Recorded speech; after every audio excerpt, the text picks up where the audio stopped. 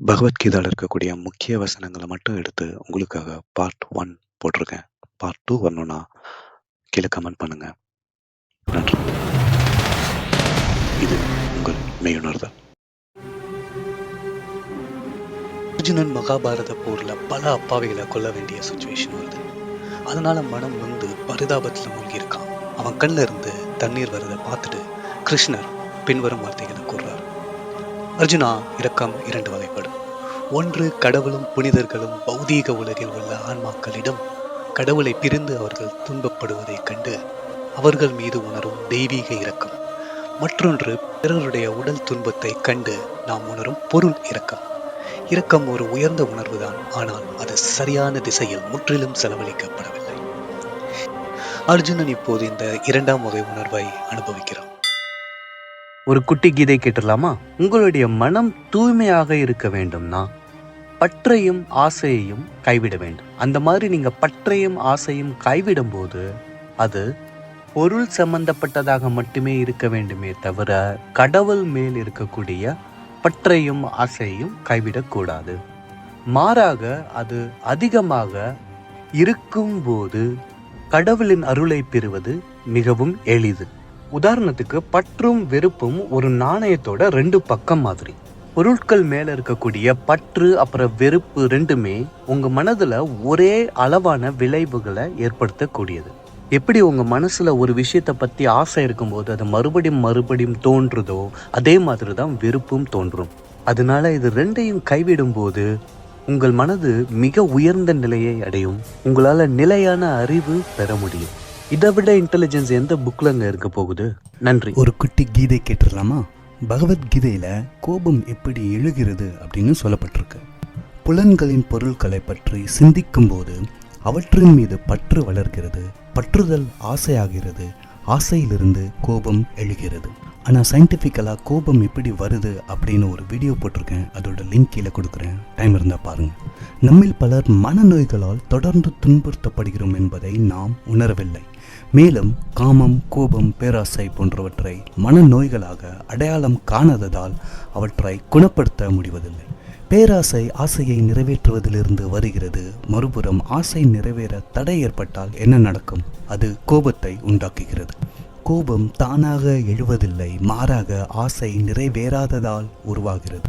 So உளவியல் ரீதியாக எப்படி உருவாகுது அப்படின்றத தெளிவாக சொல்லியிருக்காங்க. நன்றி, வணக்கம். ஒரு குட்டி கீதை கேட்டுடலாமா? ஆன்மீக பயிற்சியாளர்கள் ஆன்மீக பாதையில் முன்னேறும் போது கடவுளுடனான அவர்களின் உறவு வலுவடைகிறது. அந்த நேரத்தில் அவர்கள் முன்பு செய்து வந்த வேத சடங்குகள் சிக்கலானதாகவும் நேரத்தை செலவழிப்பதாகவும் இருப்பதை காண்கிறார்கள். அவர்கள் தங்கள் பக்தியுடன் இந்த சடங்குகளை தொடர்ந்து செய்ய கடமைப்பட்டிருக்கிறார்களா, அல்லது அவர்கள் சடங்கை நிராகரித்து தங்கள் ஆன்மீக பயிற்சிக்கு தங்களை முழுமையாக அர்ப்பணித்தால் அவர்கள் ஒரு குற்ற செயல் செய்தவர்கள் ஆவார்களா என்று அவர்கள் ஆச்சரியப்படுகிறார்கள். வேதங்களின் பலன் தரும் பிரிவுகளில் ஈர்க்கப்படாமல் ஆன்மீக பயிற்சியில் நிலைத்திருப்பது குற்றமல்ல, மாறாக அது ஒரு உயர்ந்த ஆன்மீக நிலை என்று கிருஷ்ணர் கூறுகிறார். இந்த முயற்சி பிடிச்சிருந்தா 4 பேர்கிட்ட ஷேர் பண்ணுங்க. நன்றி. ஒரு குட்டி கீதை கேட்டுடலாமா? கருணை என்பது ஒரு நபரின் ஆளுமைக்குள்ள பெருகக்கூடிய ஒரு தெய்வீக அறிவு. கடவுளோட அருளால தெய்வீக பேரின்பத்தின் உயர்ந்த சுவையை நம்ம அனுபவிக்கும் போது சிற்றின்ப மகிழ்ச்சியான கிளர்ச்சி அணைந்துவிடும். ஜடப்பொருளின் மீதான அந்த ஏக்கம் நின்றுவிட்டால் ஒருவன் எல்லா துன்பங்களையும் தாண்டி அமைதி அடைகிறான். இந்த நிலையை அடையும் போது மகிழ்ச்சிக்கு ஜடப்பொருட்கள் மீதான இன்பம் காரணம் அல்ல என்றும், மாறாக ஆன்மாவின் இறுதி இலக்கு நுண்ணறிவு என்றும் அறியப்படும். இது புத்தியை அனைத்து சந்தேகங்களையும் கடந்து நம்பிக்கையை வளர்க்க உதவுகிறது, மேலும் நிலையாக அமைந்துள்ளது. பகவத்கீதா சீரியஸ் போட்டிருக்கேன், பிளேலிஸ்ட்டில் பார்த்து என்ஜாய் பண்ணுங்கள். மறக்காமல் சப்ஸ்கிரைப் பண்ணுங்கள். பிடிச்சிருந்தா 4 பேர்கிட்ட ஷேர் பண்ணுங்கள். கடமையை செய், பலனை எதிர்பார்க்காதே. இது 4 வழிமுறைகளை வழங்குகிறது. 1. உங்கள் கடமையை செய்யுங்கள், ஆனால் முடிவுகளை பற்றி கவலைப்படாதீர்கள். 2. உங்கள் செயல்களின் பலன்கள் உங்கள் மகிழ்ச்சிக்காக இல்லை. 3. செயல்களை செய்யும் போதும் செய்பவர் என்ற பெருமையை விட்டுவிடுங்கள். 4. செயலற்ற தன்மையுடன் இணைந்திருக்காதீர்கள். முடிவுகள் நம் முயற்சியில் மட்டும் சார்ந்தது இல்லை. பொதுவாக என்ன சொல்ல வராங்கன்னா, நீங்கள் கடமையை செய்யும்போது அதோட முடிவுக்கு பலவிதமான காரணங்கள் இருக்குது. நம்முடைய முயற்சி, விதி, கடவுளின் விருப்பம், மற்றவர்களின் முயற்சி, சம்பந்தப்பட்டவர்களின் ஒட்டுமொத்த முன்வினை பயன்கள், இடம் மற்றும் சூழ்நிலை. அதனால் உண்மை என்னன்னா, முடிவுகளை பற்றி நாம் கவலைப்படாமல் இருக்கும்போது நம் முயற்சியில் முழு கவனம் செலுத்த முடியும். நன்றி. ஒரு குட்டி கீதை கேட்டுடலாமா? புலன்கள் புதியதாக சேணம் பூட்டப்பட்ட காட்டு குதிரைகளை போன்றது. அவைகள் உத்வேகமானவை மற்றும் பொறுப்பற்றவை. அவைகளை ஒழுங்குபடுத்துவது ஆன்மீக பயிற்சியாளர்கள் தங்களுக்குள்ளாயே போராட வேண்டிய ஒரு முக்கியமான போராகும். எனவே ஆன்மீக வளர்ச்சியை விரும்புவோர் காமம் மற்றும் பேராசையால் நிரம்பிய இன்ப உணர்வுகளை அடக்குவதற்கு கவனமாக பாடுபட வேண்டும். இல்லையெனில் அவை மிகவும் நல்ல எண்ணம் கொண்ட யோகிகளின் ஆன்மீக செயல்முறையை நாசமாக்கி தடம் புரளச் செய்யும் சக்தியை கொண்டுள்ளன. புலன்கள் மிகவும் வலுவானதாகவும் கொந்தளிப்பாகவும் உள்ளன. அவை பாகுபாடு மற்றும் தன்னடக்கத்தை கடைபிடிக்கும் ஒரு நபரின் மனதை கூட வலுக்கட்டாயமாக எடுத்துச் செல்ல முடியும். புரியலன்னா திரும்பி கேளுங்க. இந்த முயற்சி பிடிச்சிருந்துச்சுன்னா 4 பேர்கிட்ட ஷேர் பண்ணுங்க. நன்றி. ஒரு குட்டி கீதை கேட்டுடலாமா? ஆசைகள் பலவீனம் அடைகின்றன. அதுபோலவே நோயிலும் ஒருவர் இன்பப் பொருட்களின் மீது ஆர்வத்தை இழக்கிறார்.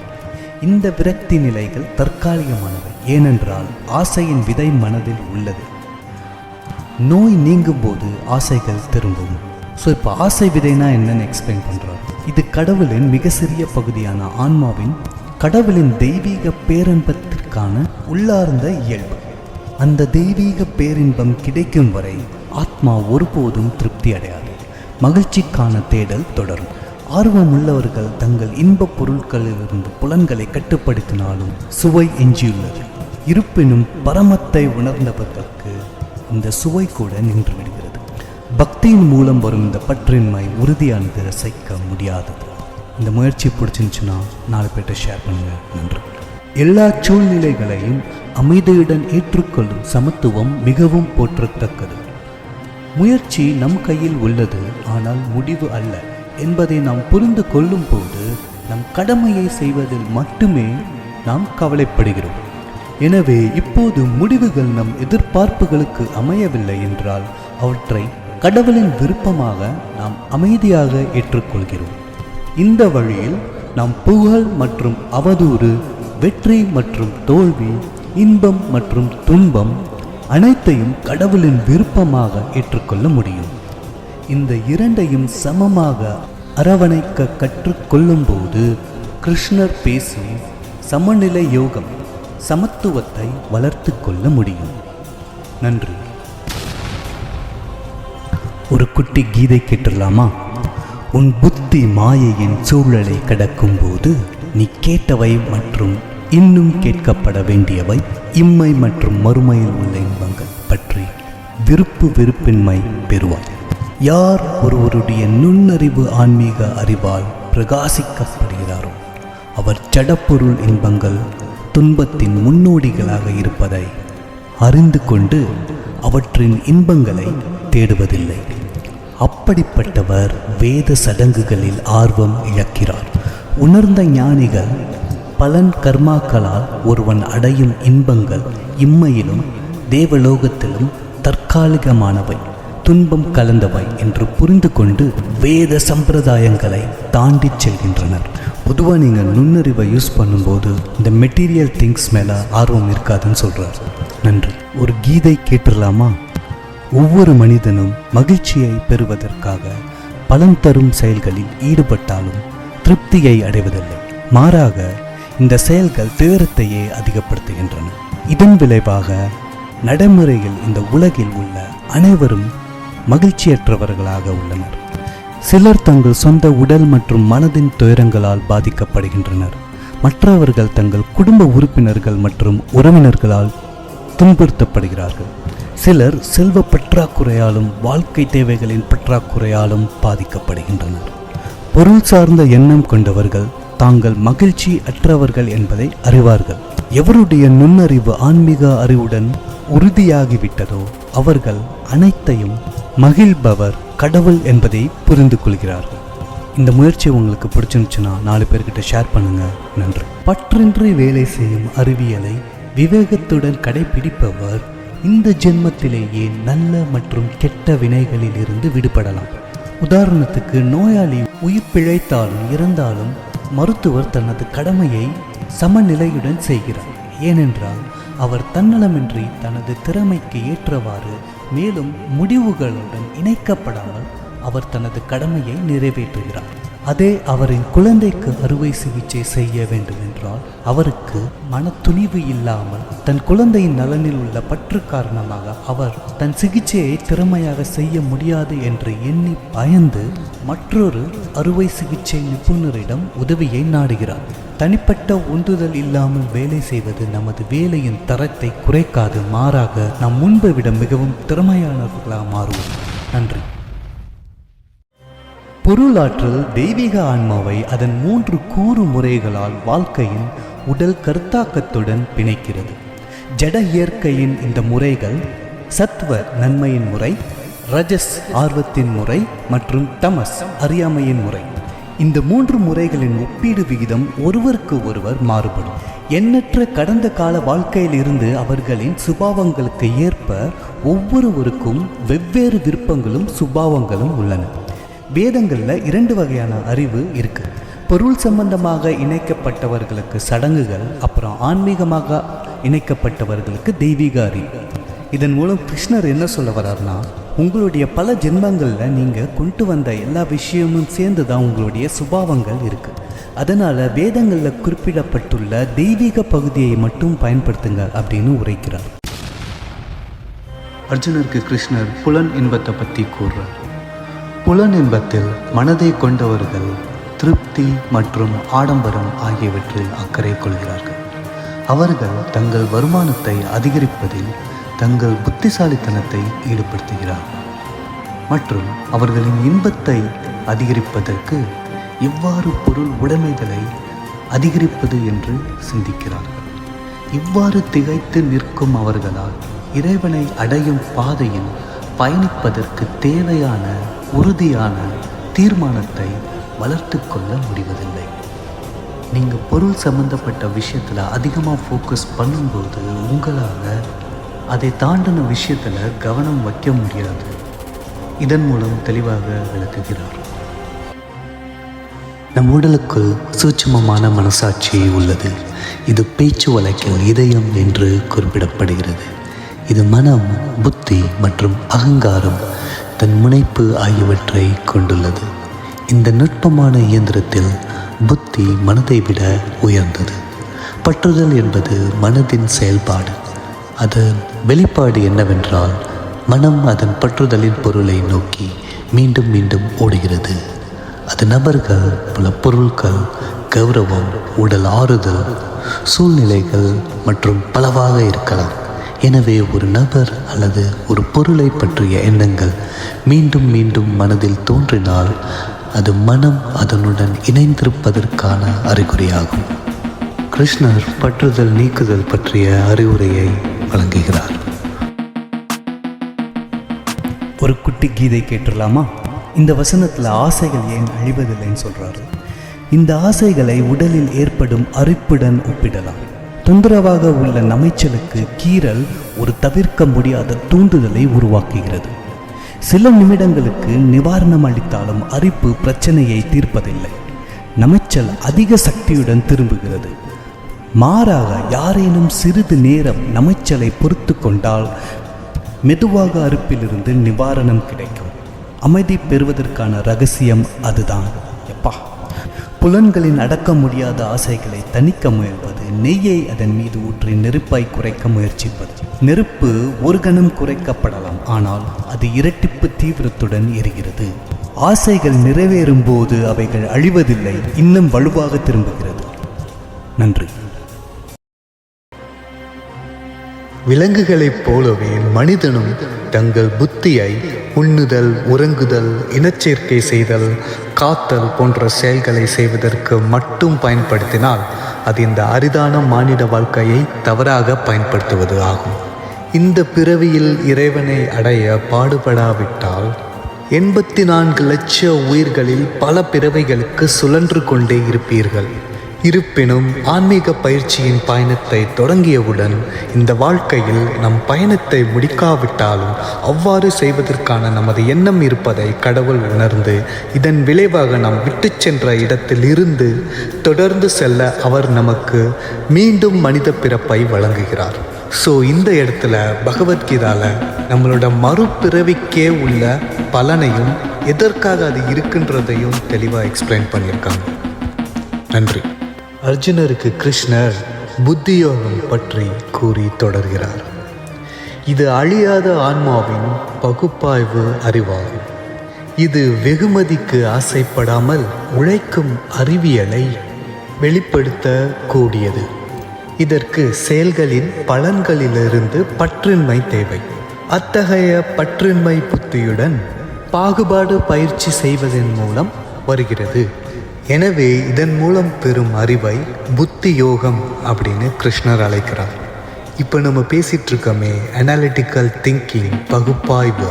இந்த பகுப்பாய்வு சிந்தனை எப்படி உள்ளுக்குள்ளே வருதுன்றத எத்தனை வருஷத்துக்கு முன்னாடி பகவத்கீதாவில் சொல்லப்பட்டிருக்குன்றத தெரிஞ்சுக்குவோம். நன்றி. அர்ஜுனருக்கு கிருஷ்ணர் சுய உணர்தல் பற்றி கூறி தொடர்கிறார். ஆன்மா கடவுளின் ஒரு துண்டு பகுதியாக உலக விஷயங்களை விடவும் மிகவும் ஆச்சரியமாக இருக்கிறது. ஏனெனில் அது ஒரு பொருள் இருப்பின் அறிவு எல்லைக்கு அப்பாற்பட்டது. அதாவது நம்மளுடைய உடம்பு அண்டர்ஸ்டாண்ட் பண்ணிக்கக்கூடிய விஷயத்தை விட அப்பாற்பட்ட ஒரு விஷயம். தன்னை உணர்ந்த ஆசிரியர் மிகவும் அரிது. அப்படிப்பட்ட ஆசிரியரிடம் சுய உணர்தல் அறிவியல் பற்றிய அறிவுரைகளை கேட்கும் வாய்ப்பு இன்னும் அரிது. நல்ல அதிர்ஷ்டத்தால் அத்தகைய வாய்ப்பு கிடைத்தால் இந்த தலைப்பை புரிந்து கொள்ளக்கூடிய மாணவர்கள் அரிதிலும் அரிது. எனவே நேர்மையான முயற்சிகள் இருந்த போதும் பெரும்பான்மையான மக்கள் ஆன்மாவின் அறிவியலில் ஆர்வம் காட்டாத போதும் அல்லது புரிந்து கொள்ள முடியாத போதும் ஒரு கற்றறிந்த ஆசிரியர் ஒருபோதும் சோர்வடைய மாட்டார். அர்ஜுனருக்கு கிருஷ்ணர் பிறப்புக்கும் இறப்புக்கும் நடுவில் இருக்கும் ஒரு தன்மையை பற்றி கூறுறார். மரணத்தின் போது ஆன்மா தனது ஸ்தூல சரீரத்தை உதறிவிட்டு சூட்சம மற்றும் காரண சரீரங்களுடன் பிரிந்து செல்கிறது. பின்னர் கடவுள் ஆன்மாவுக்கு அதன் நுட்பமான மற்றும் காரண உடல்களுக்கு ஏற்ப மற்றொரு ஸ்தூல சரீரத்தை கொடுத்து அந்த நேரத்திற்காக ஆன்மாவை பொருத்தமான தாயின் கருப்பையில் அனுப்புகிறார். இதற்கு இடைப்பட்ட ஒரு நிலை உள்ளது. இது ஒரு சில வினாடிகள் அல்லது சில வருடங்கள் நீடிக்கும். எனவே பிறப்பதற்கு முன் ஆன்மா வெளிப்படுத்தப்படாத நுட்பமான மற்றும் காரண உடல்களுடன் இருந்து மரணத்திற்கு பிறகு அது இன்னும் வெளிப்படுத்தப்படாத நிலையில் உள்ளது. அது நடுவில் மட்டும்தான் வெளிப்படுகிறது. எனவே மரணம் ஒரு துக்கத்திற்கான காரணம் அல்ல. அர்ஜுனருக்கு கிருஷ்ணர் ஆன்மாவின் தன்மையை பற்றி கூறி பேசுகிறார். ஆயுதங்களால் ஆன்மாவை துண்டாக்க முடியாது, நெருப்பால் எரிக்க முடியாது, தண்ணீரால் அதை நனைக்க முடியாது, காற்றால் உலர்த்தவும் முடியாது. ஆன்மாவின் அறிகுறியாகிய உணர்வை ஜட கருவிகளால் உணர முடியும். ஆனால் ஆன்மாவை எந்த ஜட பொருளாலும் தொடர்பு கொள்ள முடியாது. ஏனெனில் ஆன்மா தெய்வீகமானது. எனவே ஜடப்பொருள்களின் பொருட்களுக்கு அப்பாற்பட்டது. அது எப்போதும் எல்லா இடங்களிலும் மாறாதது, மாற்ற முடியாதது, ஆதியானது.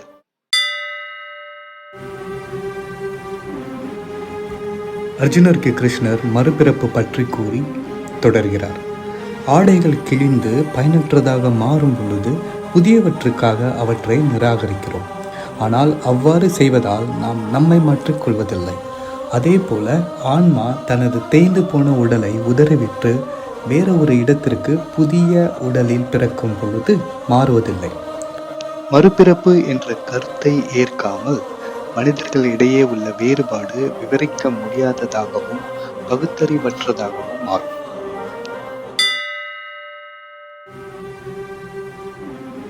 அர்ஜுனருக்கு கிருஷ்ணர் ஆன்மா வயதற்றது பற்றி கூறுகிறார். ஆன்மா பிறப்பற்றது, நித்தியமானது, அழியாதது, வயதற்றது. உடல் அழியும் போது அது அழிவதில்லை. அதன் விளைவாக கருவில் இருத்தல், பிறப்பு, வளர்ச்சி, இனப்பெருக்கம், குறைதல், இறப்பு என்ற 6 வகை உடலுக்குரிய மாற்றங்களால் அழியாத சுயமானது பாதிக்கப்படுவதில்லை. அர்ஜுனருக்கு கிருஷ்ணர் ஆன்மாவை கொல்ல முடியுமா என்பது பற்றி அறிவுரை கூறுகிறார். உடலுடன் நம்மை அடையாளப்படுத்துவதால் மரணம் என்ற மாயை உருவாகும். தலை வெட்டப்பட்டதாக கனவு கண்டால் விழிக்கும் வரை அதன் வலியை உணர்வோம். கனவில் நிகழ்வது ஒரு மாயைதான். அதே போல் நம் உடல்தான் என்ற மாயையில் மரண அனுபவத்தை கண்டு அஞ்சுகிறோம். மாயை நீங்கிய ஞான ஆன்மாவிற்கு இந்த மரண பயம் நீங்குகிறது.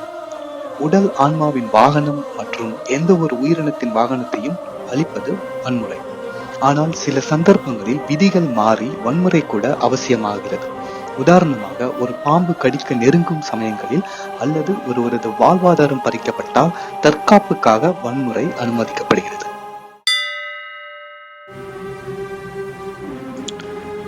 கிருஷ்ணர் உடல் உருவானது பற்றி அறிவுரை கூறுகிறார்.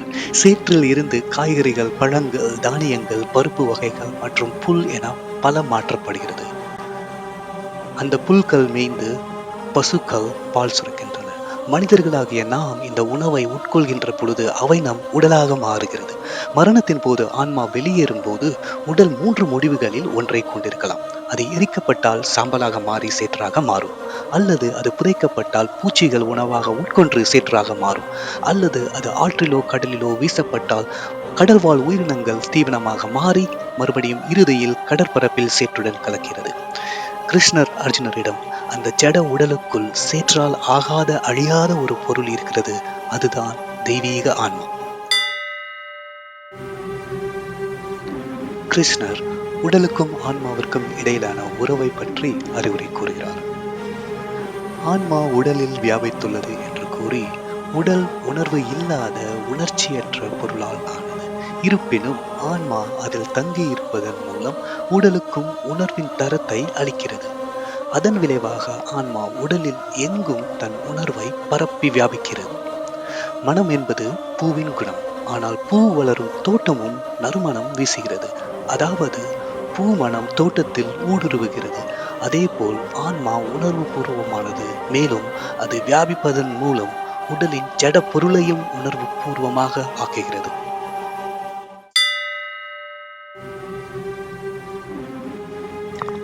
அர்ஜுனருக்கு கிருஷ்ணர் உலகம் தற்காலிகமானது பற்றி அறிவுரை கூறுகிறார். கடவுள் நித்தியமானவர், எனவே அவர் சச்சிதானந்த் என்று அழைக்கப்படுகிறார். ஆன்மாவும் சச்சிதானந்த் தான், ஆனால் அணு வடிவத்தில் உள்ளது. அப்போ ஆட்டம் பத்தி எப்பவும் நம்ம பேசியிருக்கோம் பாருங்க. கடவுள் உலகை படைப்பது மட்டுமல்ல, அதன் ஒவ்வொரு அணுவிலும் ஊடுருவி இருக்கிறார் என்று இந்த மந்திரம் கூறுகிறது. கடவுள் உண்மையிலே இந்த உலகத்தில் வியாபித்திருக்கிறார் என்றால் உலகம் எப்படி இல்லை என்று ஆகும். உலகம் மித்யா, இல்லாதது என்று கூறுவது கடவுள் உலகத்தில் வியாபித்திருப்பதற்கு முரண்படுவதாகும். இந்த வசனத்தில் ஸ்ரீ கிருஷ்ணர் உலகம் இருக்கிறது, ஆனால் அது விரைவில் செல்கிறது என்று விளக்குகிறார். அதை அவர் தற்காலிகமானது என்று அழைக்கிறார். அர்ஜுனருக்கு கிருஷ்ணன் மகிழ்ச்சி மற்றும் துன்பம் பற்றி அறிவுரை கூறுகிறார். புலன்களுக்கும் புலப்பொருட்களுக்கும் இடையிலான தொடர்பு மகிழ்ச்சி மற்றும் துன்பம் பற்றிய நொடிப்பொழுதான உணர்வுகளுக்கு வழிவகுக்கிறது. இவை நிரந்தரமற்றவை. இவை குளிர்காலம் மற்றும் கோடை காலங்களைப் போல வந்து செல்கின்றன. மனித உடலில் பார்வை, வாசனை, சுவை, தொடுதல் மற்றும் செவிப்புலன் ஆகிய 5 புலன்கள் உள்ளன. இந்த உணர்வுகள் எதுவும் நிரந்தரமானவை அல்ல. அவை மாறி வரும் பருவங்களைப் போல வந்து செல்கின்றன.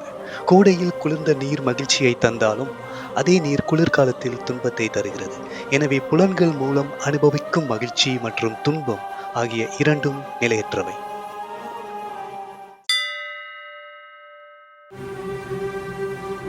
அத்தியாயம் 2.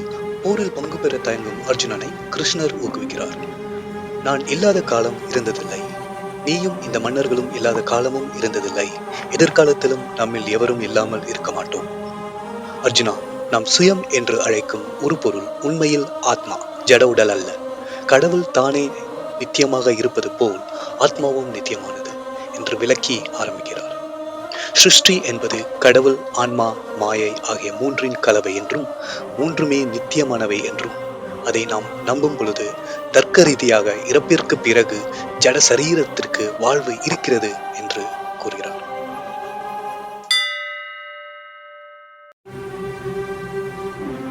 அர்ஜுனனுக்கு கிருஷ்ணர் அறிவுரை கூறும்போது ஜடா சரீரத்திற்கு வாழ்வு இருக்கு என்று கூறி தொடர்கிறார். உடலில் உள்ள ஆன்மா குழந்தை பருவத்தில் இருந்து இளமை பருவம் மற்றும் முதுமை வரை தொடர்ந்து கடந்து செல்வது போலவே மரணத்தின் பொழுது ஆன்மா மற்றொரு உடலுக்குள் செல்கிறது. உண்மையில் உலக மொழியில் இறப்பு என்று நாம் கூறுவது வெறும் ஆன்மா தனது பழைய செயலிழந்த உடலை நிராகரிப்பதாகும்.